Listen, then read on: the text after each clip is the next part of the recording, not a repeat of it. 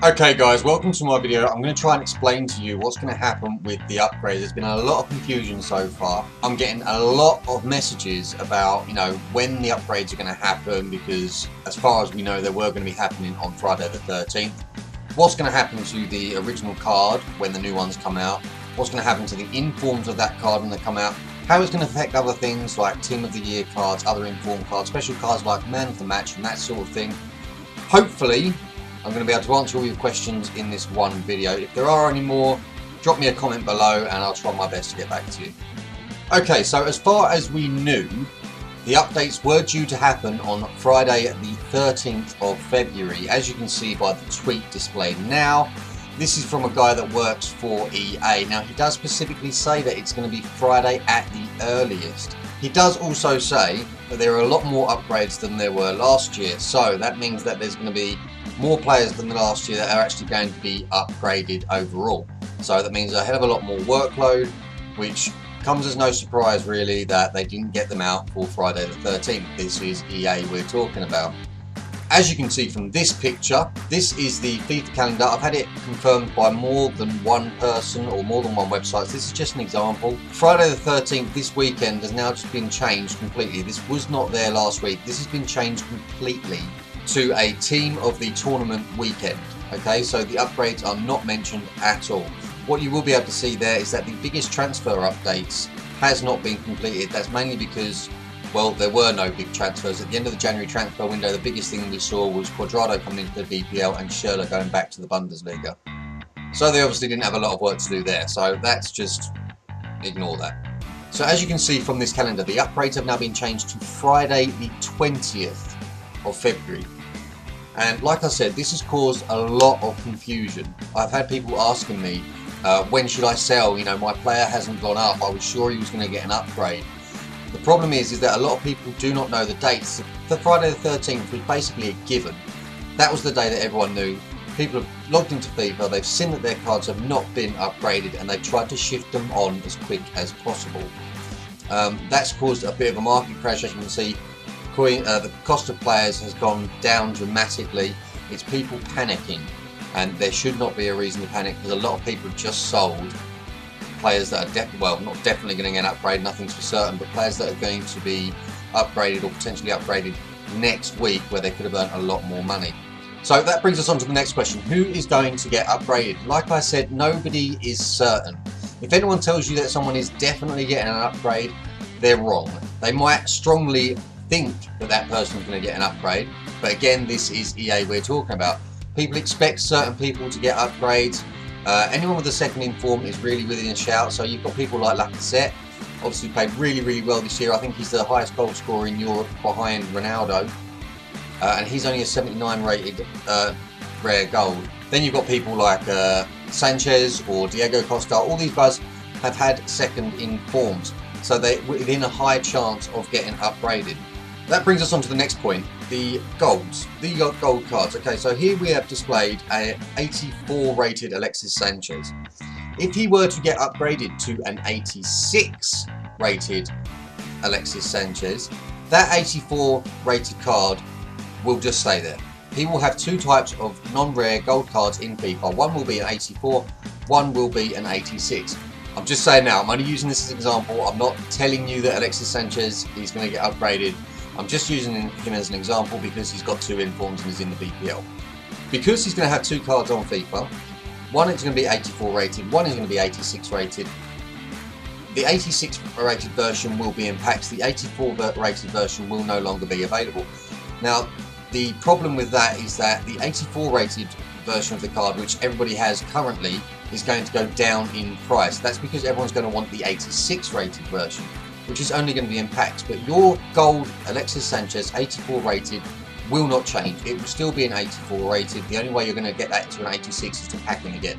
For another example, here is David Silva. He's an 87 rated player. If he were to get an upgrade, he would go to an 88 or 89 or whatever rated standard gold card. His 87 rated card would not change. There would be two versions of that card on the game. Everyone is obviously going to want the higher rated one, so the price of your current card is going to go down. The price of the new card, the upgraded version, is obviously going to be sky high at the beginning because everybody's going to want him. It's just going to be flavour of the month. So now we're going to move on to the informed versions of these players. You've got people like Alexis Sanchez, David Silva, Diego Costa. There's a lot of players which have got which have at least got 2 informed incarnations. Now the informs work a little bit differently.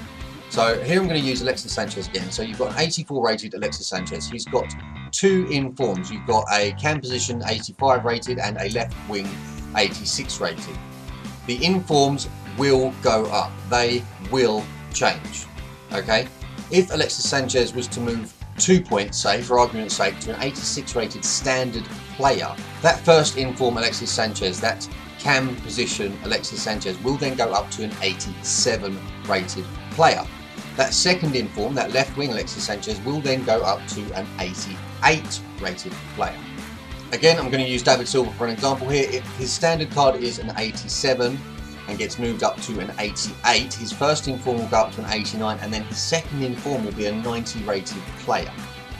So the informs will change, the standard gold cards will not. The only way to get them would be to pack them through the EA shitty 7.5k packs. But like I said, the new cards will come out, they will be very desirable, the prices of them will go up. The price of your standard Alexis Sanchez's, David Silva's, Diego Costa's, if any of them get upgraded, your standard versions of those gold players will go down in price. They will not be as desirable. So my recommendation to you is, if you are holding, say, an Alexis Sanchez and you desperately need coins, I would sell him now, or when the market picks up a little bit between now and Friday. Hopefully the word will get out that the upgrades aren't coming until the 20th. I would sell them now because their price is only going to go down if they do get upgraded, but that all depends on if you believe they will. Okay, on to the next bit. We're going to talk about the brackets. So you've got the brackets between the ratings between bronze and silver. You then got the silvers into gold. So the bracket between silver and gold is from the 74 rated to the 75 rated. If a player goes past the 74 rating, they become a gold player. And obviously for this one, I'm going to use Mr. Flavour of the Month himself, Harry Kane. Now Harry Kane started out as a 68 rated non-rare silver. He has had 2 informs, the first one being a 71 rated and the second one being a 74. Now again, I'm not saying that he's definitely going to be upgraded, I can't tell you that for sure. But if he is, there is a high chance he is going to be a gold player. Now this is where it gets a little bit more complicated, because the informs are in the previous bracket, they are in the silver bracket. And I'm going to take you back to FIFA 14 for an example of this. Does anyone remember this? This is Seamus Coleman's card when he came out in FIFA 14. He is a silver card. During his time as a silver player, he managed to get a silver inform card. Then when the upgrades came about, he was then upgraded to a gold 76 rated player. His inform did not change. Of course, after then, he then went on to have another inform. That inform which came after the upgrades was then a gold inform, but still his silver inform did not change. And of course then he went on to have a Team of the Season card. Now I have had some questions about the special sort of cards that are still on the game. So you've got things like Team of the Year, which obviously caused the last market crash, but Team of the Year and Man of the Match cards. Man of the Match cards, I always tend to think of them as informs. They're only ever normally 1 rating higher. They're not really that worth it, although yes, I know I still want Yaya Toure, Man of the Match, but it's not generally worth it player wise. Their ability doesn't go up that much. So I would treat Man of the Match cards as informs, whether it be their first or second inform, but do not take me for granted on that. For an example of Team of the Year, I have to take you back to FIFA 13. So this is Falcao. Do you remember when he was actually good? He was an 88 rated gold player. During that season, at the end of the year, he managed to get himself a 94 rated Team of the Year card. After that Team of the Year card came out, he then got upgraded to an 89 rated player. But his Team of the Year card did not go up. There was a 6 rating difference between the 2 cards. There was no need to lower that gap or increase that gap either way.